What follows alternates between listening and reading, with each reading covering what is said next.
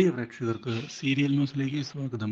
കൂടുതൽ സീരിയൽ ന്യൂസുകൾ അതിവേഗം ലഭിക്കുന്നതിന് ഈ ചാനൽ സബ്സ്ക്രൈബ് ചെയ്യുക. ബെൽ ഐക്കൺ മറക്കാതെ ക്ലിക്ക് ചെയ്യുക. വീഡിയോ ഇഷ്ടമായി എങ്കിൽ ലൈക്ക് ചെയ്യാൻ മറക്കരുത്. ഓഫീസിൽ വെച്ച് ഉണ്ടായ സംഭവങ്ങളെല്ലാം പുതിയ വഴിത്തിരിവുകളാണ് കൺമണിയുടെയും കൃഷിന്റെയും ജീവിതത്തിൽ ഉണ്ടാക്കുന്നത്. ഒടുവിൽ കൃഷിനോട് തന്റെ മനസ്സിലെ പ്രണയം തുറന്ന് പറയുന്നതിനുള്ള തീരുമാനം എടുത്തുകൊണ്ട് കൺമണി മുന്നിലേക്ക് വരികയാണ്. ഇതിന്റെ ഭാഗമായി ഞാൻ ഇപ്പോഴും കൃഷ് കെട്ടിയ താലി കഴുത്തിൽ കൊണ്ടു നടക്കുന്നുണ്ട്. കൃഷിനെ അങ്ങനെ എനിക്ക് മറക്കാൻ സാധിക്കുന്നില്ല എന്നത് തന്നെയാണ് സത്യം. വെറുമൊരു എംപ്ലോയിയാണ് ഞാൻ എന്നുള്ള കാര്യം എനിക്ക് കൃത്യമായി അറിയാം. പക്ഷേ ക്രിഷ് സാറിനെ അങ്ങനെ മറക്കാൻ എനിക്ക് സാധിക്കുമെന്ന് തോന്നുന്നില്ല എന്നതാണ് യാഥാർത്ഥ്യം. ഒരിക്കലും ഞാൻ ഇങ്ങനെയൊക്കെ എൻ്റെ ജീവിതത്തിൽ സംഭവിക്കും എന്ന് കരുതിയിരുന്നതല്ല എന്നത് തന്നെയാണ് സത്യം. ഞാൻ എന്തായാലും എൻ്റെ മനസ്സിൽ ക്രിഷ് സാറുണ്ട് എന്നുള്ള സത്യം തുറന്നു പറയാൻ തയ്യാറാണ്. എനിക്ക് ക്രിഷ് സാർ കെട്ടിയ താലി കഴുത്തിൽ നിന്ന് ഊരിക്കളയാൻ താല്പര്യം ഇല്ല എന്നത് തന്നെയാണ് സത്യം.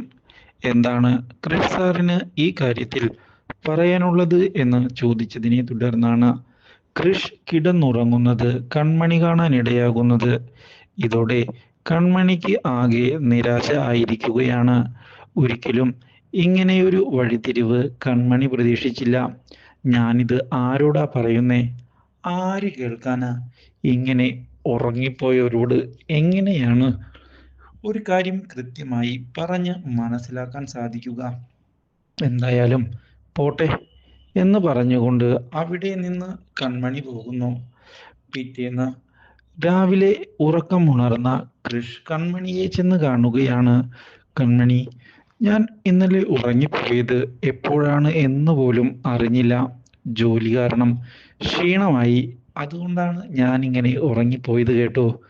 എന്തെങ്കിലും പറഞ്ഞിരുന്നോ കൺമണി? നിന്റെ ഉറക്കമെല്ലാം ശരിയായോ? ഇനിയും പഴയ കാര്യങ്ങൾ റിപ്പീറ്റ് ചെയ്യേണ്ടതില്ല എന്നുള്ള തീരുമാനമെടുത്തുകൊണ്ട് മുന്നിലേക്ക് വരുന്ന കൺമണി, ഇല്ല സാർ, ഒന്നും പറഞ്ഞില്ല. ഞാനും ഉറക്കമൊക്കെ സുഖമായി തന്നെ ഉറങ്ങി. എന്തായാലും വർക്ക് കംപ്ലീറ്റ് ആയിട്ടുണ്ട്. നമുക്ക് തിരികെ പോയാലോ? ഇത് കേട്ടതിനെ തുടർന്ന് അതിനെന്താ, പോകാം എന്ന് പറഞ്ഞ് കൃഷ് കൺമണിയെ വീട്ടിലേക്ക് കൊണ്ടുചെന്നാക്കാൻ തയ്യാറാവുകയാണ്. പക്ഷെ വേണ്ട സാർ, ഞാൻ പൊക്കോളാം എന്ന് കൺമണി പറയുന്നു. പക്ഷേ അതിൻ്റെ ആവശ്യമില്ല കൺമണി. കൺമണിയെ ഇവിടേക്ക് കൊണ്ടുവന്നത് ഞാനാണ് എങ്കിൽ തിരികെ കൊണ്ട് ആക്കുന്നതും എൻ്റെ റെസ്പോൺസിബിലിറ്റിയാണ്. ഞാനത് ചെയ്യുക തന്നെ ചെയ്യും. നീ അത് നോ എന്ന് പറഞ്ഞാലും. ഓക്കെ, കാര്യം മനസ്സിലായല്ലോ, വാ നമുക്ക് പോകാം എന്ന് പറഞ്ഞ് അവിടെ നിന്ന് പോവുകയാണ് ഇപ്പോൾ കൃഷ് കൺമണിയെയും കൂട്ടിക്കൊണ്ട്. പക്ഷേ തിരികെ വീട്ടിലെത്തുമ്പോൾ അവർ പ്രതീക്ഷിച്ചതുപോലെയുള്ള വഴിത്തിരിവുകളല്ല ഉണ്ടായിരുന്നത്.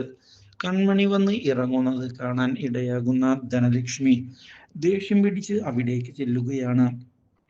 അവിടേക്ക് എത്തുന്ന കൺമണിയുടെ മുഖത്ത് അടിക്കുന്ന ധനലക്ഷ്മി, എന്താടി, ഈ വീട്ടിലുള്ളവർക്ക് കുറച്ച് അഭിമാനമൊക്കെയുണ്ട്, നീ അത് നശിപ്പിക്കാൻ കച്ചകെട്ടി ഇറങ്ങിയിരിക്കുകയാണോ? നീ കാരണം എന്തെല്ലാം അപമാനമാണ് വീട്ടിലുള്ളവർക്ക് നേരിടേണ്ടി വരുന്നത് എന്നുള്ള കാര്യം നിനക്ക് അറിയാമോ? തല ഉയർത്തി നടക്കാൻ പോലും സാധിക്കുന്നില്ല. ഇതെല്ലാം കണ്ടു നിൽക്കുന്ന കൃഷ് എന്ത് പറയണമെന്നറിയാതെ ആകെ പകച്ചു പോവുകയാണ്. എത്രയും പെട്ടെന്ന് തന്നെ കൺമണിയെ രക്ഷിക്കുന്നതിനായി മുന്നിലേക്ക് കടന്നു ചെല്ലണം എന്ന തീരുമാനവുമായി. ഇതേ തുടർന്ന് കൃഷ് എത്തുകയും ധനലക്ഷ്മിയോട് എന്തിനാണ് അവളെ തല്ലുന്നത് എന്ന് ചോദിക്കുന്നു. ഇതോടെ ധനലക്ഷ്മി, ഇതൊക്കെ ചോദിക്കാൻ നീ ആരാ? ഇത് ഞങ്ങളുടെ കുടുംബ പ്രശ്നമാണ്. ഓഫീസിലെ കാര്യങ്ങൾ കഴിഞ്ഞില്ലേ, പിന്നെ എന്തിനാ നീ ഇവിടെ നിൽക്കുന്നത് എന്ന് ധനലക്ഷ്മി ചോദിച്ചതിനെ തുടർന്ന് കൃഷിന് മറുപടിയില്ലാത്ത അവസ്ഥ വരികയും ഒടുവിൽ കൃഷ് നിരാശനായി അവിടെ നിന്ന് മടങ്ങുകയും ചെയ്യുകയാണ്. ഇതെല്ലാം കണ്ടു നിൽക്കുന്ന കൺമണിയുടെ അച്ഛനാകട്ടെ കൺമണിയോട്, മോളെ, ഇനി എന്താണ് ചെയ്യേണ്ടത് എന്നറിയാതെയാണ് അച്ഛൻ നിൽക്കുന്നത് എന്ന് പറയുന്നു. പക്ഷേ കൺമണി എതിർത്ത് സംസാരിക്കുമ്പോഴാണ് നിന്റെ വിവാഹം വരുണുമായി ഉറപ്പിച്ചു കഴിഞ്ഞു. ആ കാര്യത്തിൽ ഇനി യാതൊരു വിട്ടുവീഴ്ചയുമില്ല. ഞങ്ങൾ പറയുന്നത് പോലെ നീ താലി കെട്ടിക്കോണം. പറഞ്ഞില്ല എന്ന് വേണ്ട. ഇനി ഇതിൽ മറ്റൊരു ചോദ്യവുമില്ല. ഇത് കേൾക്കുന്ന കൺമണി, അങ്ങനെ നിങ്ങൾ മാത്രം എൻ്റെ വിവാഹം തീരുമാനിച്ചാൽ മതിയോ? എനിക്കും എൻ്റെ വിവാഹത്തിൽ തീരുമാനമുണ്ട്. ആ കാര്യം ഞാൻ അറിയിക്കും. അല്ലാതെ നിങ്ങൾ പറയുന്നത് കേട്ട് താലികെട്ടലല്ല എൻ്റെ തീരുമാനം.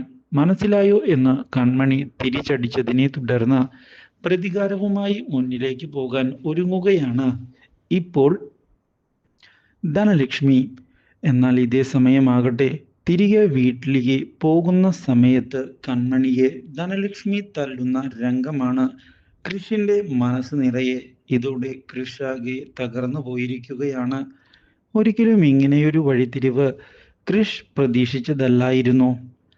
മാത്രവുമല്ല, കൃഷ് ഇതേ തുടർന്ന് കൺമണിയോട് ഇതേപ്പറ്റി സംസാരിക്കണം എന്നുള്ള തീരുമാനം എടുത്തുകൊണ്ട് മുന്നിലേക്ക് കടന്ന് വരികയാണ്. ഇതിനിടയിലാണ് പുതിയ മനംമാറ്റം ബലരാമന്റെ മനസ്സിലുണ്ടാകുന്നത്. ഇനിയും തനിക്ക് സാഗറിനെയും കുടുംബത്തെയും ഉപദ്രവിക്കാൻ സാധിക്കുകയില്ല എന്നുള്ള തീരുമാനം അറിയിക്കുന്ന ബലരാമൻ, ഞാൻ ചെയ്തത് തെറ്റായി പോയി. എന്നെ മകനെ പോലെയാണ് അവർ കാണുന്നത്. അതുകൊണ്ട് തന്നെ അവരോട് ഞാൻ കാണിക്കുന്നത് ശരിയല്ല എന്ന് ഉറപ്പിച്ച് പറയുകയും ചെയ്തതിനെ തുടർന്നാണ് ഈ കാര്യം സുമിത്ര അറിയാൻ ഇടയാകുന്നത്. ഇതോടെ ഒടുവിൽ സത്യങ്ങൾ മനസ്സിലാക്കി തുടങ്ങി. ചോര ചോരയെ തിരിച്ചറിഞ്ഞു തുടങ്ങി. അതുകൊണ്ട് തന്നെ ഇനി ബലരാമനെയും വിശ്വസിക്കാൻ സാധിക്കുകയില്ല എന്നുള്ള തീരുമാനം എടുത്തിരിക്കുകയാണ് അവർ. Do like, share and subscribe.